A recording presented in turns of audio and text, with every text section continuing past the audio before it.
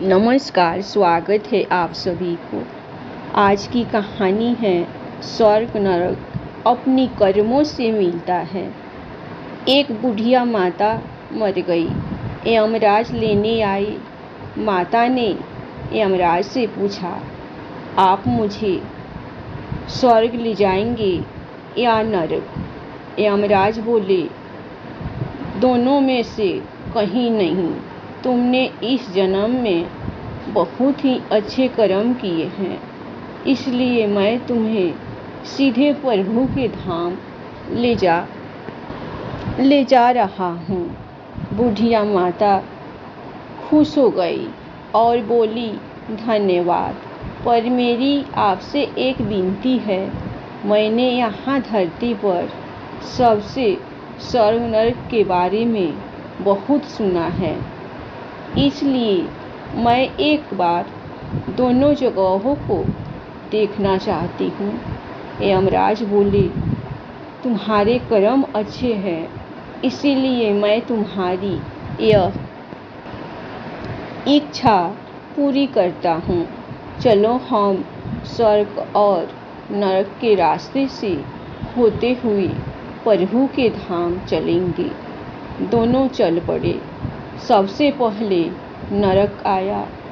नरक में बुढ़िया माता ने जोर जोर से लोगों के रोने की आवाज़ सुनी।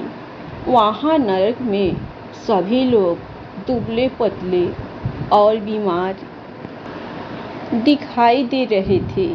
बुढ़िया माता ने एक आदमी से पूछा, यहाँ आप सब लोगों की ऐसी हालत क्यों है?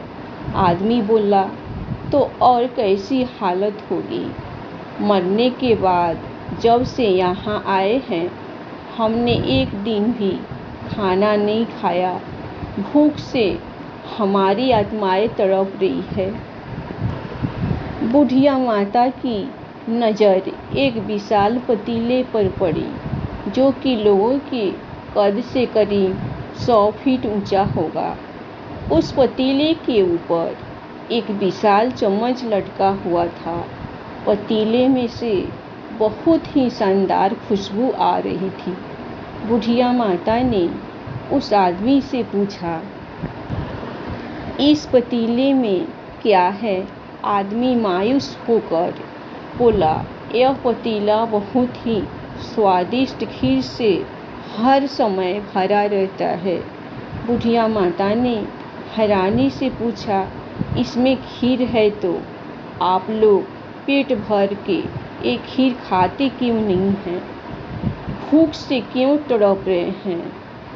आदमी रो रो कर बोलने लगा, कैसे खाएं? ये पतीला 100 फीट ऊंचा है। हम में से कोई भी उस पतीले तक नहीं पहुंच पाता। यह सुन बुढ़िया माता को उन पर तरस आ गया। सोचने लगी, बेचारी खीर का पतीला होते हुए भी भूख से बेहाल है। शायद ईश्वर ने इन्हें यही दंड दिया होगा। अब यमराज बुढ़िया माता से बोले, चलो हमें देर हो रही है। दोनों चल पड़े। कुछ दूर चलने पर स्वर्ग आया। वहाँ पर बुढ़िया माता को सबके हंसने और खिलखिलाने की आवाज़ सुनाई दी। सब लोग बहुत खुश दिखाई दे रहे थे। उनको खुश देखकर बुढ़िया माता भी बहुत खुश हो गई। पर वहाँ स्वर्ग में भी बुढ़िया माता की नज़र वैसे ही 100 फीट ऊंचे पतीले पर पड़ी जैसा नरक में था। उसके ऊपर भी वैसा ही चम्मच रखा हुआ था। बुढ़िया माता ने वहाँ लोगों से पूछा, इस पतीले में क्या है? स्वर्ग के लोग बोले, इसमें बहुत ही स्वादिष्ट खीर है। बुढ़िया माता हैरान हो गई और उनसे बोली, पर ये पतीला तो 100 फीट ऊंचा है। आप लोग तो इस तक पहुंच ही नहीं पाते होंगे। उस हिसाब से तो आप लोगों को खाना मिलता ही नहीं होगा। आप लोग भूख से बेहाल होंगे।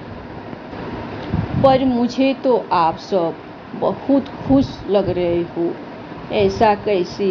इनमें से एक व्यक्ति बोला, हम सब लोग तो इस पतीले में से पेट भरकर खीर खाते हैं। माता बोली, पर कैसे? पतीला तो बहुत ऊंचा है। व्यक्ति बोला, तो क्या हो गया? पतीला ऊंचा है तो यहाँ पर कितने सारे पेड़ हैं। हमने इन पेड़ों की लकड़ी ली, उसको काटा और एक विशाल सीढ़ी का निर्माण किया। उस लकड़ी के सीढ़ी के सहारे हम पतीले तक पहुँचते हैं और सब मिलकर खीर का आनंद लेते हैं। बुजुर्ग माता यमराज की तरफ देखने लगी। यमराज मुस्कुराए और बोले, ईश्वर ने स्वर्ग और नरक मनुष्य के हाथ में सौंप रखा है। चाहे तो अपने लिए नरक बना ले, चाहे तो अपने लिए स्वर्ग। ईश्वर ने सबको एक समान हालातों में डाला है। उसके लिए उसके सभी बच्चे समान हैं। वह किसी से भेदभाव नहीं करता। वहाँ नरक में भी पेड़ पौधे सब थे, पर वह लोग खुद ही आलसी हैं। उन्हें खीर हाथ में ही चाहिए। वह कोई कर्म चाहते, कोई मेहनत नहीं करना चाहते, इसीलिए भूख से बेहाल है। क्योंकि यही तो ईश्वर की बनाई इस दुनिया का नियम है। जो कर्म करेगा, मेहनत करेगा, उसी को मीठा फल खाने को मिलेगा। स्वर्ग के सपने छोड़ दो, नरक का डर छोड़ दो। बस आपकी वजह से किसी का दिल न दुखे, इतना सोचो और बाकी सब कुदरत पर छोड़ दो। अगर आपको ये कहानी, स्वर्ग और नरक की कहानी अच्छी लगी तो इसे अपने दोस्तों के साथ ज़रूर शेयर करें और ऐसी और भी पढ़ने के लिए इस चैनल को सब्सक्राइब भी ज़रूर कीजिए। धन्यवाद।